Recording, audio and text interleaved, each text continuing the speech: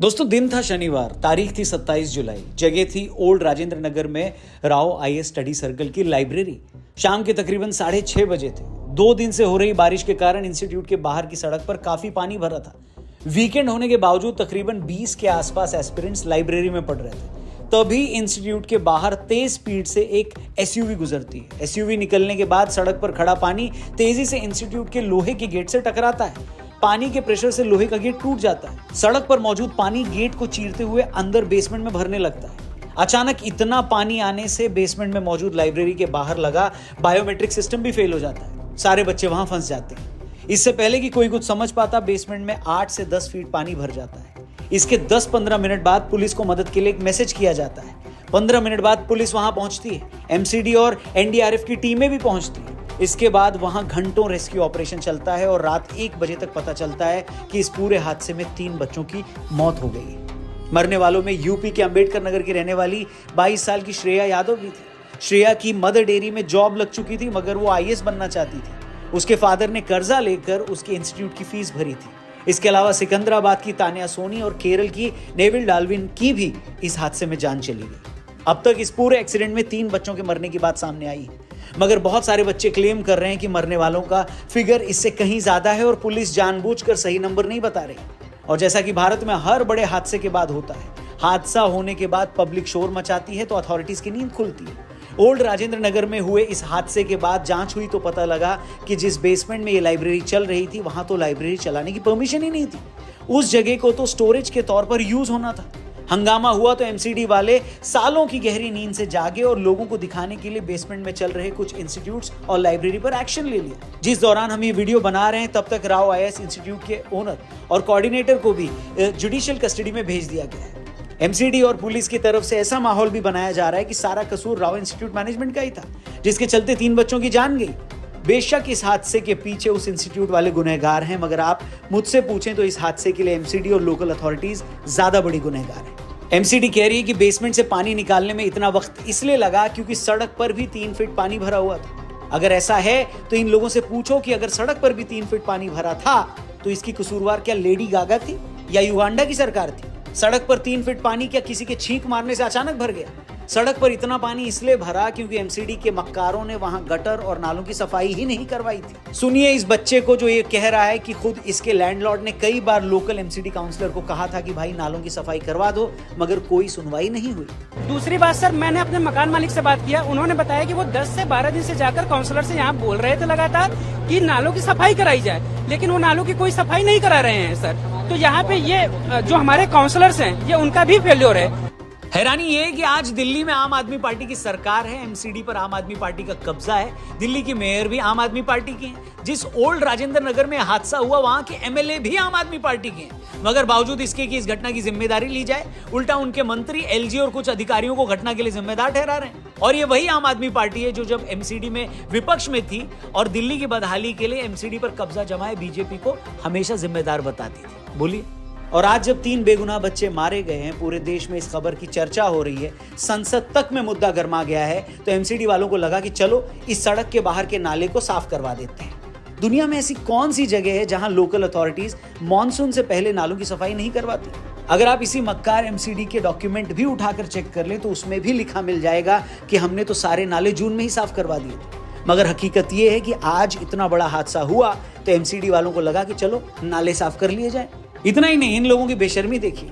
ये MCD officer बोल रहा है कि नाले इसीलिए चोक हो गए क्योंकि इंस्टीट्यूट वालों ने नालों के ऊपर कंस्ट्रक्शन करके उसे ढक दिया था। इस पर जब रिपोर्टर ने पूछा कि आपने इन्हें रोका क्यों नहीं, तो ये निर्लज्ज कुमार कहते हैं, क्या कहते हैं सुनिए आप। क्या दादागिरी करते हैं? गुंडागर्दी है। कैसे गुंडागर्दी बताइए? धमकाते हैं हमें कहीं से। कौन आपको धमकाते हैं? एमसीडी वालों को धमकाते हैं? अप्रोच करते हैं। दिल्ली या देश के किसी भी शहर में रहने वाला कौन सा आदमी ये नहीं जानता कि कैसे लोकल अथॉरिटीज रेडी पटरी वालों से हफ्ता वसूलते हैं। आप अपने शहर में देखिए, जिस फुटपाथ पर आम आदमी को चलना चाहिए वहां रेडी पटरी वालों के कब्जे होते हैं। आप किसी पुलिस वाले से पूछेंगे तो कहेगा साहब हमें क्या पता, इन्हें तो अथॉरिटी वालों ने बिठाया। आप अथॉरिटी वालों से पूछे तो वो कहेंगे कि ये सब पुलिस वाले करवा रहे हैं।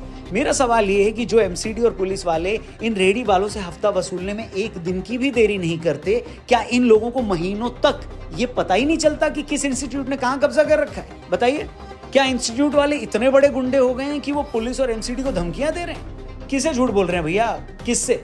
ऐसा बोलकर किसे बेवकूफ बना रहा है? हकीकत तो यह है कि ओल्ड राजेंद्र नगर से लेकर मुखर्जी नगर तक, पटेल नगर तक, जहां कहीं भी बेसमेंट में कोई इंस्टीट्यूट चल रहा है, लाइब्रेरी खुली है, अवैध कब्जा हुआ है, ये सब इन लोगों की मिली भगत से ही हुआ है। इस इंस्टीट्यूट के जिस बेसमेंट में बिना प्रॉपर परमिशन के लाइब्रेरी चल रही थी, उसे लेकर एक स्टूडेंट ने भी 26 जून को ही एमसीडी को इसकी शिकायत की थी, मगर कुछ नहीं हुआ। मैं पूछता हूं, अगर आप अब जाकर इंस्टीट्यूट पर कार्रवाई कर रहे हो तो करो, वो होनी भी चाहिए, उसके मालिक को जेल भी जाना चाहिए।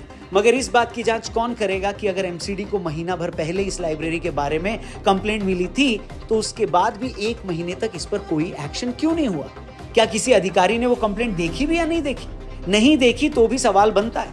देखकर अनदेखा किया तो उसने ऐसा क्यों किया? जिसने भी ऐसा किया उसका नाम सामने लाया जाए, उसके खिलाफ एफआईआर दर्ज की जाए। मेरी नजर में 1 महीना पहले वार्निंग मिलने के बाद, शिकायत मिलने के बाद भी अगर एमसीडी या पुलिस ने उस पर कोई एक्शन नहीं लिया तो असली गुनहगार वही लोग। अगर ये सफाई लगभग 15 से 20 दिन पहले मानसून के आने से पहले की गई होती तो शायद ये दर्दनाक हादसा नहीं होता।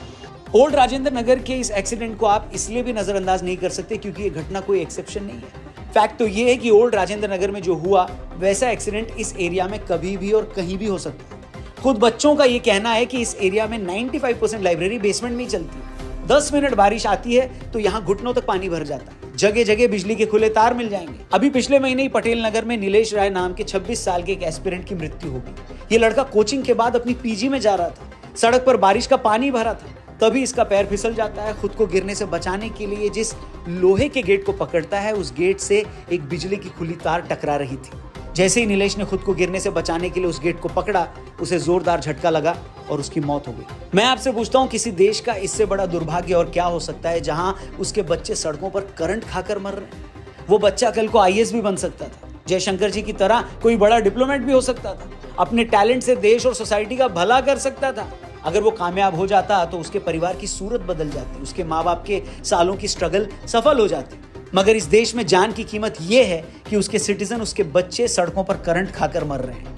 और जो मक्कार अथॉरिटी वाले हर शाम किसी से उगाही करने में आधा मिनट की भी देरी नहीं करते, इन लोगों को महीनों तक ये पता भी नहीं चलता कि कहां पर गड्ढा खुदा है, कहां पर बिजली की नंगे तार लटक रहे हैं और कहां पर कोई एक्सीडेंट हो सकता है। हर किसी को जैसे तैसे 2 नंबर का पैसा बनाकर अमीर होना है। और जैसे ही ओल्ड राजेंद्र नगर जैसा कोई हादसा होता है, रातों रात इनके सपने में ब्रह्मा जी आकर इनको बता जाते हैं कि ऐसे 7 इंस्टीट्यूट और चल रहे हैं, वहां जाकर कार्रवाई करो, और ये निर्लज्ज कुमार वहां पहुंच जाते हैं। इसी तरह पिछले साल 15 जून को मुखर्जी नगर की ज्ञान बिल्डिंग में आग लगने के बाद 300 बच्चे फंसे थे। 60 बच्चों को उस हादसे में चोटें आई थी।